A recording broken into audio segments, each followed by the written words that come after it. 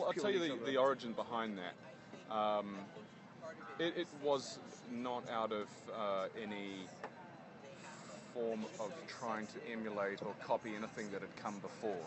It just purely and simply a fact that in the comic book, in my research, I discovered a description of Dredd's voice, and it said that his voice sounded like a saw cutting through bone. So that was kind of my interpretation of what that was. And here's the thing: I didn't want to play this character as a bellowing, posturing Dredd, shouting out lines. That was the choice that I did not want to make. For me, it's far more interesting to have a character trying to contain the rage and the violence.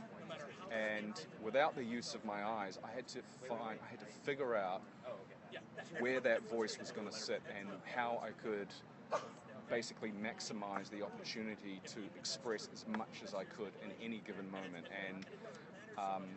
And that was where it ended up being. Yeah. Okay, cool. You read a lot of the comics and research you were saying, and did you grow up reading them at all? And if so, what were some of your favorite storylines? And assuming this does really well, what would you like to see in the next movie? Oh, sorry. So storyline-wise from the comics, what would you like to see in the next movie? Oh, wow. Well, I mean, it's sort of being, presumptuous at this point. I mean, I just sort of... Or just a favorite storyline you read? Favorite storyline? I mean, I'd love to make more, don't get me wrong. I really would. If this blows up, I would definitely love to make more. But favorite storylines, I loved the long walk into the Necropolis story. That's literally one of my favorites, the whole Kraken and dead judges.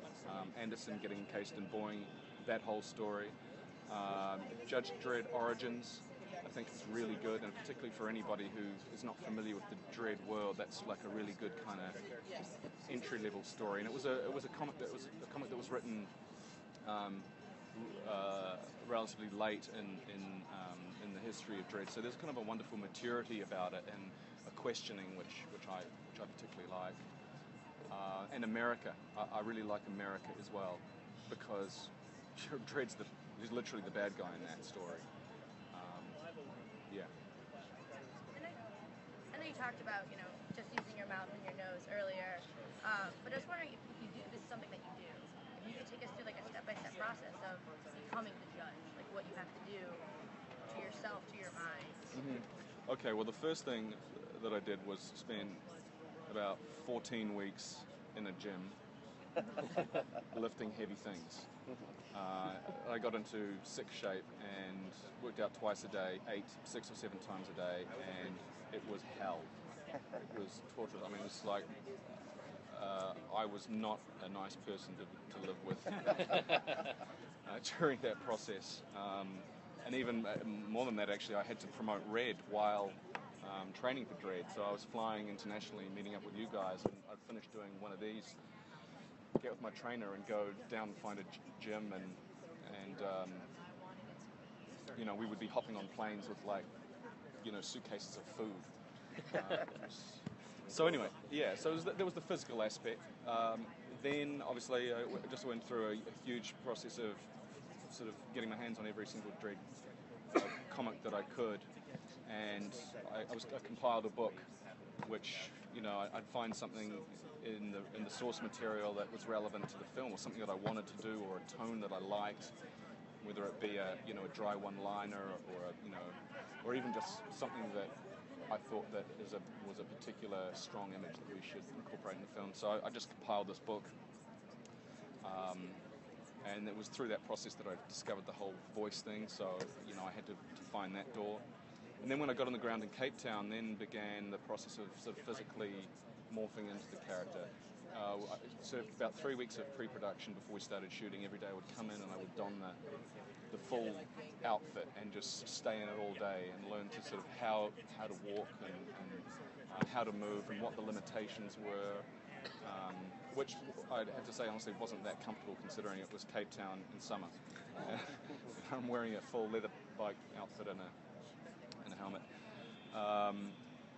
And then there was a lot of discussion, obviously, with Alex Garland, and I was really blessed the fact that he was out, and you know, we would sit down, and I know that he went through the script with Wagner, and Wagner says, no, take it out less, Dredd says less.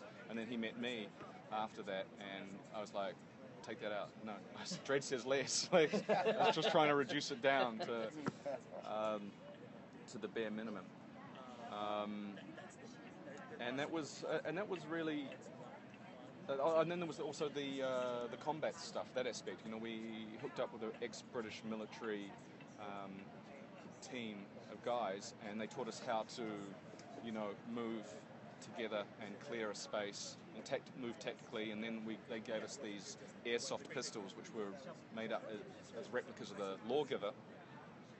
And then they put stuntmen hidden in the set, and then we had to go through the set. They were shooting at us, and we were shooting at them, and that was kind of cool to sort of really feel like what the end game was. And you know, you could actually, it really helped inform me as to, you know, how to move and stuff in this film.